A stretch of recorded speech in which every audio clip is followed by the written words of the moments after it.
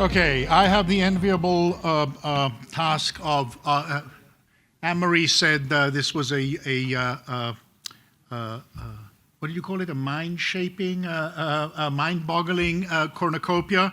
I'm supposed to pull it together. I have about 15 pages of notes from sitting all over the day. They're all handwritten, and I can't read my own handwriting. But before anything else, I would like us all to say thank you to Danielle for putting together this cornucopia.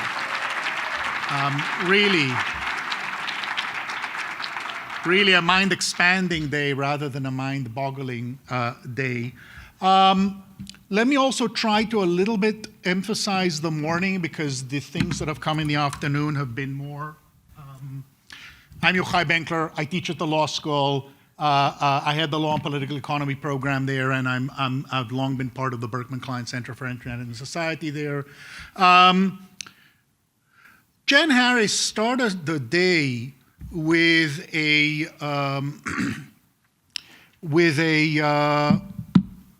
challenge to us, talking about the fact that and now I'm speaking to the academics in the room, that academics have not led this one. That in prior crises we've had major theoretical explanations, and that we need a new account of how the economy works, and it's not coming from academics, it's coming from politicians and how they're doing. So I would say, and in fact, when you look at it after 1929, after the Great Depression, it took 6 years for Keynes and the general theory. It took 15 years for this collection of Schumpeter between business cycles and capitalism, socialism, and democracy, Polanyi with the Great Transformation. It took 15 years until some of the most influential and important rethinkings, including Hayek, of how the system works and how to rebuild it, developed. And I think this is about the time from the great global financial crisis where it's time for us to be able to say that and do that. And the question is how much we can learn from today, how much we can pull. And Jen talked about markets as being focused on power and always concentrating power, and on this question of not only growing the pie, but also what's in it. And I would say not only that, but also the continuous trade-off between growing the pie and grabbing the pie, and grabbing a bigger slice, because these both go to the bottom line when you have a profit-driven framework. And what struck me from the first panel was Aaron Hedlund's talking about crisis as shifting the Overton window, crisis being a moment of actually being able to think in transformative ways. And then he put on the table something that recurred in almost all of the panels, certainly in the morning and early afternoon, which is the centrality of work, not as an opposing to leisure, not just as a source of wages, and there was conflict here over whether it's just about wages, what the trade-off is with Jason Furman, but Hedlund insisted, and then Oren Cass in the conversation with Rebecca Henderson and Danny Roderick and Manuel Pastor, all focused on this idea of work as a source of meaning, on the need to create work as a place of dignified life, of creating meaning. And so, and there was an agreement even on that panel with Heather Boucher and Aaron Hedlund around this idea of shared purpose through some form of high road production, which is what Oren Cass and Rebecca Henderson really jumped into, which was this question of how. And Cass raised this notion of industrial policy, of unions of a certain kind, a focus on workers. And one of the things that's really came out quite clearly in the morning was that in this crisis, what we had lost completely in the last 50 years is a meaningful politics of class and a meaningful program around working families and working class as a major question that needs to be resolved. And interestingly, this was a question that was not mapped onto, I was not mapped onto who was from which party, but rather within each of what is today or what is neoliberalism's two parties, there seem to be sub-parties who are really focused and interested in that, and that's quite central. One thing that I think came out to me very clearly in the conversation between Rebecca Henderson and Aaron Cass was this notion of high road capitalism, which is something Rebecca's written a lot about in terms of high road approaches.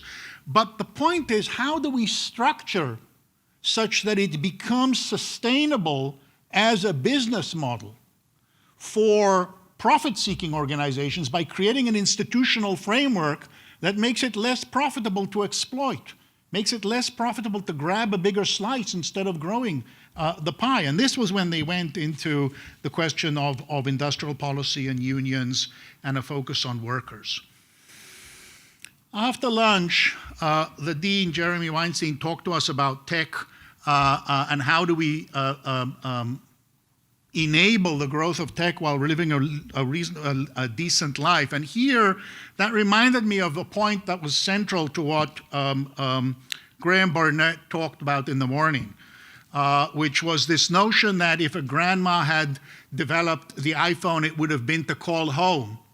But that's not how we do it. What happens is the incessant drive of profit, creating imperatives that are consistent and incessantly force us to instrumentalize our lives, our labor, our knowledge, our meaning, our relations. And we came from very different perspectives on how to contain that imperative to commodify everything.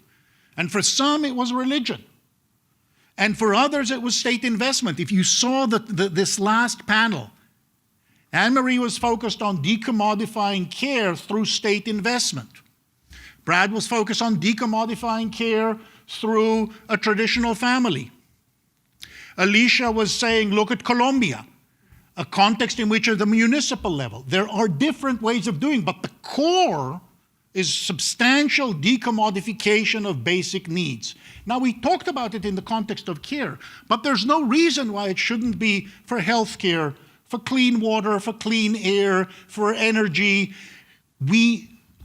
A core driving force of capitalism is market dependence for subsistence. Everybody is forced to sell their labor in some form just to keep body and soul together. How do we create a situation in which that imperative, and Brad talked about couples being forced to go to work, trapped in work, and Matt Stoller on a very different side of the political map talked about coercion and the coercive force of market. How do we create enough freedom from markets by decommodifying basic needs in order that every one of us can explore and learn? How do we tie lifelong learning and continuous change to socialize the risk of the necessary change and obsolescence of skills? Not to each one, did I do the right thing, did I not, could I take on enough debt? But we all need to do this. And so the question really is that. And there were tensions here and there around this question of opportunity versus security versus opportunity. And I think one of the things that comes out, and I think it was Rebecca who put she didn't call it the Great Gatsby curve, but the Great Gatsby curve on the table, which is to say that actually social mobility is higher in the Nordic social democracies than it is in mainland European states, and in all of these, much higher than in the United States. It is false to say that equality is inconsistent with productivity growth. It is false because they have higher productivity growth than we have in the last quarter century. It is false to say that equality is inconsistent with social mobility. We have less social mobility than we had when we were more equal, and we have less social mobility than they have in the social democratic societies. It is a false choice. It is also a false choice to imagine that to constrain profit, to constrain the freedom of profit-seeking organizations to do what they want will necessarily trade off productivity. Instead, what we're seeing when we look around is a crowding in of investment. So Matt Stoller talked about shutting off the dependence on finance. He talked about bailouts as the example. We've had bailouts since the Act to Restore Public Credit of 1721 after the South Sea bubble, every single one. As long as governments sell debt into financial markets, they have to provide bailouts, they have to consider the needs of financial rentiers. Oligarchy, not democracy, is the gravitational well towards which capitalist societies move, and we have to fight against it.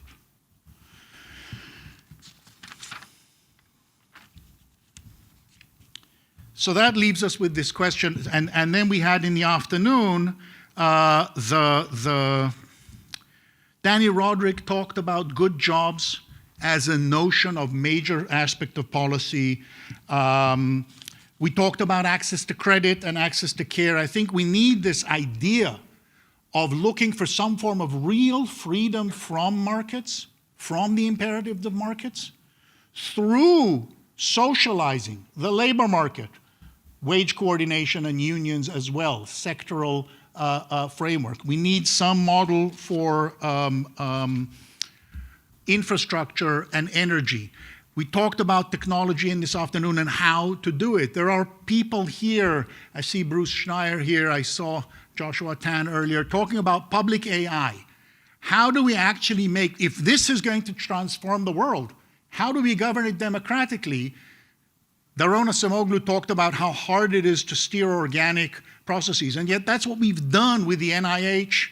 If we look, for example, at robotics in the US, we are behind in industrial robots, and from the best evidence, by Acemoglu and Restrepo, at the expense of jobs and wages. In Europe, much higher levels of robotics density, but a positive relationship to productivity, arguably by some studies also to wages and employment, certainly no negative effect. And if you want to look at steering, look at what happened with clean energy technology in China.